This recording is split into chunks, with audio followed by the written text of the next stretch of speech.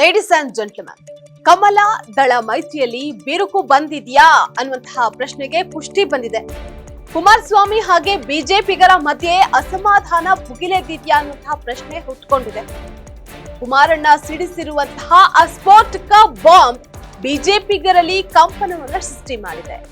ಹಾಗಾದ್ರೆ ಮಿತ್ರರಲ್ಲಿ ಅಸಲಿಗೆ ಆಗ್ತಾ ಇರೋದಾದ್ರೂ ಏನು ಅಂತ ನೋಡ್ತಾ ಹೋಗೋಣ. ವೀಕ್ಷಕರೇ, ನೆಲ ಜಲ ಭಾಷೆಗಾಗಿ ಪ್ರಾಮಾಣಿಕ ಪತ್ರಿಕೋದ್ಯಮ. ನೀವು ನೋಡ್ತಾ ಇದ್ದೀರಾ ಫೋಕಸ್ ಟಿವಿ. ನಾನು ಸ್ಮಿತಾ.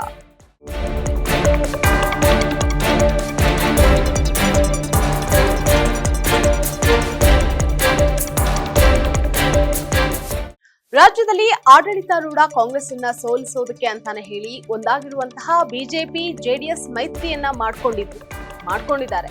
ಇದು 2024ರ ಲೋಕಸಭಾ ಚುನಾವಣೆಯಲ್ಲಿ ವರ್ಕೌಟ್ ಆಗಿದೆ. ಇದರ ಬೆನ್ನಲ್ಲೇ ವಿಶ್ವಾಸವನ್ನ ಹೆಚ್ಚು ಮಾಡಿಕೊಂಡಿರುವಂತಹ ಮಿತ್ರರು ಮುಂದಿನ ಬಾರಿ ರಾಜ್ಯದಲ್ಲಿ ನಮ್ಮದೇ ಸರ್ಕಾರ ಅನ್ನುವಂತಹ ವಿಶ್ವಾಸದಲ್ಲಿದ್ದಾರೆ. ಇದು ಕಾಂಗ್ರೆಸ್ಸಿಗರ ತಲೆ ಕೆಡಿಸಿದೆ. ಆದ್ರೆ ಇಷ್ಟರಲ್ಲೇ ಮಿತ್ರರಲ್ಲಿ ವೈಮನಸ್ಸು ಶುರುವಾಗಿದೆ. ಇದಕ್ಕೆ ಕೇಂದ್ರ ಸಚಿವ ಕುಮಾರಸ್ವಾಮಿ ಅವರೇ ಕಾರಣರಾದ್ರಾ ಅನ್ನುವಂತಹ ಪ್ರಶ್ನೆ ಹುಟ್ಟುಕೊಂಡಿದೆ.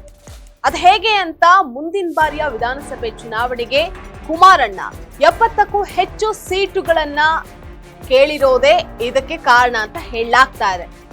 ಕುಮಾರಣ್ಣನ ಬೇಡಿಕೆಗೆ ಬಿಜೆಪಿಗರು ಕಂಗೆಟ್ಟು ಹೋಗಿದ್ದಾರೆ. ಅಷ್ಟೊಂದು ಸೀಟನ್ನ ಕೊಡೋದಕ್ಕಾಗಲ್ಲ, 60 ಸೀಟನ್ನ ಕೊಡ್ತೀವಿ ಅಂತ ಹೇಳಿದ್ದಾರೆ ಅಂತ ಹೇಳಲಾಗ್ತಾ ಇದೆ. ಅದ್ಹೇಗೋ ಕುಮಾರಣ್ಣ ಸಾಕಾಗಲ್ಲ ಅಂತ ಹೇಳಿದ್ದಾರೆ ಅಂತ ಹೇಳಲಾಗ್ತಾ ಇದೆ.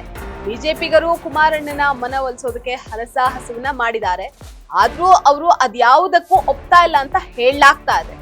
ಮತ್ತೊಂದೆಡೆ ಜಿಬಿಎ ಚುನಾವಣೆಯಲ್ಲಿ ದೇವೇಗೌಡರು 120 ವಾರ್ಡ್ ನ ಕೇಳಿರುವಂತಹ ಬೆನ್ನಲ್ಲೇ ಕುಮಾರಸ್ವಾಮಿ ಬರೋಬ್ಬರಿ 60 ಸೀಟುಗಳಿಗೂ ಕೂಡ ಒಪ್ತಾ ಇಲ್ಲ. ಹಾಗಾಗಿ ಮೋದಿ ಶಾ ಜೋಡಿಗೆ ಇದು ಧರ್ಮ ಸಂಕಟವಾಗಿದೆ. ರಾಜ್ಯ ಬಿಜೆಪಿಗರು 60 ಸೀಟುಗಳನ್ನ ಬಿಟ್ಕೊಡೋದಕ್ಕೆ ಸುತಾರಾಮ್ ಒಪ್ತಾ ಇಲ್ಲ.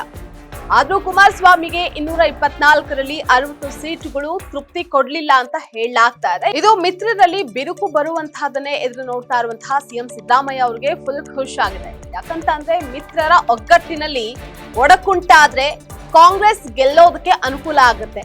ಮೊದಲೇ ಸರ್ಕಾರದ ವಿರುದ್ಧ ಆಡಳಿತ ವಿರೋಧಿ ಅಲೆ ಇದೆ. ಇದು ಮಿತ್ರರಿಗೆ ಪ್ರಬಲ ಅಸ್ತ್ರವಾಗಿದೆ. ಅವರಿಬ್ರು ಒಂದಾಗಿದ್ದಾರೆ. ಗೆಲುವು ನಾವು ಕಾಣ್ತೀವಿ. ಇದನ್ನ ಸ್ಪಷ್ಟವಾಗಿ ಅರಿತಿರುವಂತಹ ಸಿಎಂ ಸಿದ್ದರಾಮಯ್ಯ ಅವರು ಮಿತ್ರರಲ್ಲಿ ಬಿರುಕು ಬರೋದನ್ನೇ ಎದುರು ನೋಡ್ತಾ ಇದ್ದಾರೆ. ಆದ್ರೆ ಮಿತ್ರರು ಇದನ್ನ ಅರಿತು ಎಚ್ಚೆತ್ಕೊಳ್ತಾರಾ ಅಥವಾ ತಾವಾಗಿಯೇ ಕಾಂಗ್ರೆಸ್ಗೆ ಗೆಲ್ಲುವಂತಹ ಅವಕಾಶವನ್ನ ಕಲ್ಪಿಸ್ಕೊಡ್ತಾರಾ? ಪ್ರಧಾನಿ ನರೇಂದ್ರ ಮೋದಿ, ಅಮಿತ್ ಶಾ, ದೇವೇಗೌಡರು ಇದನ್ನೆಲ್ಲ ಅರಿತು ಸಮಸ್ಯೆಯನ್ನ ನಿವಾರಿಸ್ತಾರಾ? ಯಾವ ರೀತಿ ಈ ಸಮಸ್ಯೆಗೆ ಬ್ರೇಕ್ ಹಾಕ್ತಾರೆ ಅನ್ನುವಂಥದ್ದನ್ನ ಕಾದ್ ನೋಡ್ಬೇಕಾಗಿದೆ. ಇದಾಗಿತ್ತು ಇವತ್ತಿನ ಫೋಕಸ್ ಸ್ಪೆಷಲ್ ಸ್ಟೋರಿ. ನೆಲ ಜಲ ಭಾಷೆಗಾಗಿ ನೋಡ್ತಾ ಇರಿ ಫೋಕಸ್ ಟಿವಿ.